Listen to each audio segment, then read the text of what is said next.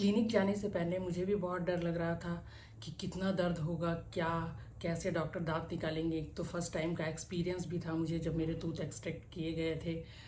अगर आप मेरी ब्रेसेस जर्नी को फॉलो कर रहे हैं तो आपको पता ही होगा कि मेरे ब्रेसेस लगाने से पहले मेरे ऑर्थोडोंटिस्ट ने मुझे 4 टीथ एक्सट्रैक्ट करने को कहा था, और 4 टीथ एक्सट्रैक्शन के बारे में सोचकर मैं पहले कैंसिल कर दी थी कि मैं ब्रेसेस लगाऊंगी, क्योंकि इतना कॉन्फिडेंस नहीं आता है।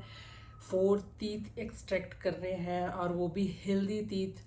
तो आप लोग तो जानते ही होंगे कि मेरे 4 टीथ का एक्सट्रैक्शन था, जिसमें 2 मैंने पहले ब्रेसेस अपर टीथ में लगाने के समय ही कर लिया था, और उसके बाद 2 ये रिसेंटली ही किया गया है।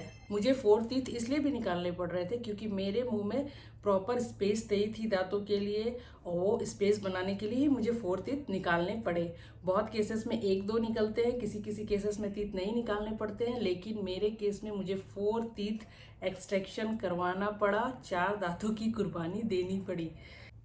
तो मेरा टीथ एक्सट्रैक्शन कैसे किया गया?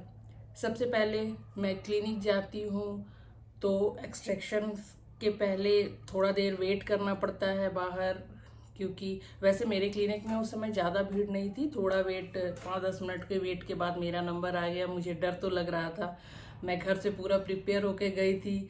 ऐसे टीथ एक्सट्रैक्शन के बाद गर्म चीज़ें खाना मना होता है, इसके लिए मैं चाय भी पी कर गई थी कि फिर 2-3 दिनों तक शायद चाय मुझे ना पीने मिले। ऐसे ऐसे मन में ख्याल आ रहे थे। हड़बड़ हड़बड़ रेडी हो करके क्लिनिक पहुंच करके मैं वेट करती हूँ, फिर मेरा नंबर आ जाता है। तो डॉक्टर तो सबसे पहले एनेस्थीसिया देते हैं। एनेस्थीसिया का पेन अभी भी बना हुआ है यहाँ, और यहाँ पे मुझे एनेस्थीसिया दिया गया था। उससे पहले एक स्प्रे, जैसे ही मैं बैठती हूँ वो एनेस्थीसिया का ही कुछ होता है, वो स्प्रे करते हैं जैसे। तो यहाँ तो मुझे पता नहीं चलता, लेकिन मेरे टंग में लग जाता है, अजीब सा तीता सा कुछ दवा होता है, और बिल्कुल भी नम हो जाते हैं मेरे ये टंग, इतना इतना दूर तक बिल्कुल भी नम हो जाते हैं। मुझे फीलिंग्स नहीं आती कि मेरे टंग है वहाँ पे। और उसके बाद यहाँ पे मुझे 2 इंजेक्शन दिए गए थे, एनेस्थीसिया दिया गया था, और एनेस्थीसिया देने के बाद मेरे टीथ को एक्सट्रैक्ट किया गया।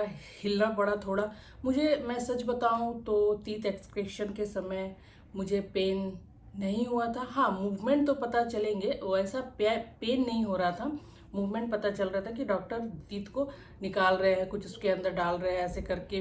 तो फिर इस तरह मेरे 2 टीथ एक्सट्रैक्शन किए गए हैं। एक्सट्रैक्शन के बाद मेरे मुंह पूरा नम हो गया था, पूरा सूज गया था, मैं मुंह नहीं खोल पा रही थी। और हल्का हल्का वैसे खोलना मना था, बात नहीं कर पा रही थी, खोल नहीं पा रही थी, क्योंकि वहाँ पे ब्लीडिंग हो रहा था। और ब्लीडिंग होने के बाद वहाँ पे कॉटन लगा था, स्वेलिंग दिख रहा है। फिर मैं मुंह बंद करके थी आधा घंटा से ज़्यादा, क्योंकि क्लिनिक ही मेरे आधा घंटा के डिस्टेंस पे है। मैं क्लिनिक से घर आने के बाद ही कॉटन निकालती हूँ, उसके बाद भी हल्का हल्का ब्लीडिंग हो रहा था। पिक्चर में आप लोग देख सकते हैं, मैंने शॉर्ट्स में भी डाला था, कुछ 1-2 शॉर्ट्स में भी डाले थे। घर आने के बाद जब मैं कॉटन रिमूव करती हूँ, ऐसे तो डॉक्टर ने आधा घंटा के बाद कॉटन रिमूव करने कहा था, मैं कहा जैसे ही कॉटन रिमूव करती हूँ तो ब्लीडिंग हल्का हल्का था। जब मैं मिरर में देखती हूँ तो मुझे थोड़ा इमोशनल भी फील होता है, क्योंकि मुझे 4 दांत एक्सट्रैक्ट करवा दिए, वो भी हेल्दी टीथ। और 2 को तो मैं भूल गई, फिर ये 2 रिसेंटली मतलब अभी अभी करा के आई हूँ, तो थोड़ा सा इमोशनल। फिर मैंने डॉक्टर का इंस्ट्रक्शन फॉलो करना स्टार्ट किया, जैसे कि डॉक्टर ने कहा था कि मुझे आधा घंटे के बाद कॉटन को निकालना है और उसके बाद कुछ ठंडा खाना है। तो इसके लिए मैं सबसे पहले, ऐसे तो मैं आइसक्रीम ऑर्डर कर दी थी, लेकिन मुझे प्यास भी लग रही थी, तो मैंने 1 ग्लास थोड़ा नॉर्मल टेम्परेचर पे रखा हुआ पानी पिया। उसके बाद मैं आइसक्रीम खाई, थोड़ा बैठकर रेस्ट की।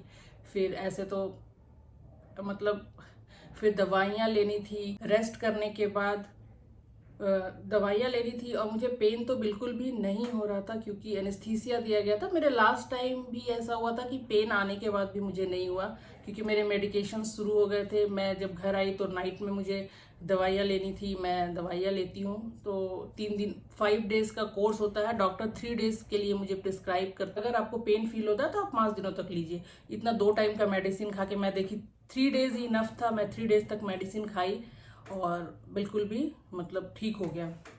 जैसे कि टीथ एक्सट्रैक्शन के बाद डॉक्टर का एडवाइस होता है वो सब बिल्कुल भी फॉलो करती हूँ मैं। मुझे बहुत डर लगता है क्योंकि एक केस ये होता है कि हमारे ड्राई सॉकेट हो जाते हैं, मतलब वो जो ब्लड का क्लॉट वहाँ पे जमा होता है ना वो निकल जाते हैं। एक बड़ा सा पर्ची दिया जाता है, डॉक्टर ने मुझे दिया था, प्लस साथ ही साथ मुझे इंस्ट्रक्शन दिए थे, मैं पूरा फॉलो की थी। जैसे कि गर्म चीज़ें बिल्कुल नहीं खाना है, 24 आवर्स कोई ब्रश नहीं करना है टीथ में, यहाँ तक कि थूकना भी नहीं है बाहर। अगर कुछ भी मुंह में होता है उसको अंदर ही इनहेल करना है 24 आवर्स। 24 आवर्स के बाद आप हल्का सा ब्रश कर सकते हैं और प्लस आपको गुनगुने पानी में नमक डाल करके 3 दिनों तक गार्गल करना। गार्गल मतलब कि जहाँ पे आपका टीथ एक्सट्रैक्ट किया गया है वहाँ पर सेकाई करना होता है। तो ये सब चीज़ों को मैं बिल्कुल फॉलो करती रही। मैंने जैसे ही 24 आवर हुआ, इवनिंग में 6:30 अप्रॉक्स मैं गर्म पानी करके गार्गल किया, सिकाई की। उसके बाद मैंने धीरे धीरे अपने दांतों को ब्रश किया। और पहले दिन तो मैंने बिल्कुल भी सॉफ्ट फूड खाए थे, आइसक्रीम, कर्ड, साबूदाना की खिचड़ी, मेस्ड बनाना के साथ भी मैंने लिया था।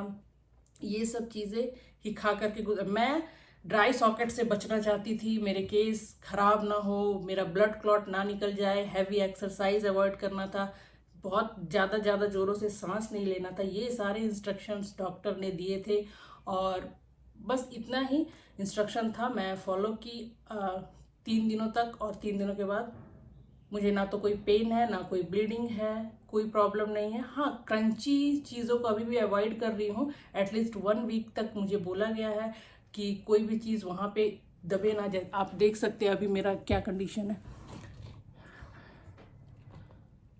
घाव बिल्कुल सूख गए हैं और मुंह खोलने से पता भी नहीं चल रहा कि मेरे टीथ एक्सट्रैक्ट किए गए हैं। कभी ब्रेसेस ट्रीटमेंट इजी नहीं होता है और ये टीथ एक्सट्रैक्शन ही बहुत ज़्यादा टफ हो जाते हैं। कभी कभी हम लोग इमोशनल भी हो जाते हैं कि हमारे दांत निकालने पड़ रहे हैं। लेकिन हाँ, अगर लास्ट में स्माइल अगर अच्छी मिलती है तो ये वर्थ इट होगा। तो इसका ही वेट कर रही हूँ। मैं अपने इस चैनल पे अपनी ब्रेसेस की जर्नी शेयर कर रही हूँ और एवरी मंथ जो भी अपडेट्स होते हैं, जो भी ट्रीटमेंट चलता है मेरा ब्रेसेस के साथ, जो कुछ भी होता है मैं इस चैनल पे अपलोड करती हूँ। अगर आप भी ब्रेसेस ट्रीटमेंट करवा रहे हैं तो मेरे इस चैनल को सब्सक्राइब करना मत भूलना। मैं अपना real experience without any filter every month इस पे पोस्ट करती हूँ। चलिए मिलते हैं अपने नेक्स्ट वीडियो में और नेक्स्ट वीडियो में बताती हूँ कि टीथ एक्सट्रैक्शन के बाद मेरा ब्रेसेस ट्रीटमेंट का नेक्स्ट स्टेप क्या था। तो चलिए मिलते हैं अपने नेक्स्ट वीडियो में। Thanks for watching, bye bye.